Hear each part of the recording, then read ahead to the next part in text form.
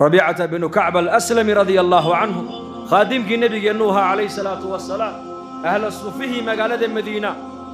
قراني قرابة أن كلها إنك مدى أيوها مساجد النبي مؤخرة سدا بأيود دقنا أهل الصفوه وحي هايين رك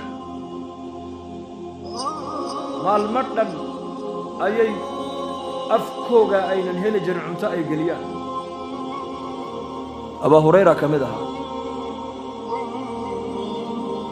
markay nabiga ag fadhiyaan baa la yiri xataa cawradoodu sidina u muuqan marada yaraysitaan ee guntiga ee hoosta lagu xidho ayay labada lugood intay qabtaan bay isku xajinayeen baa la yiri iyagoo cawradooda nabiga ka qarsanaya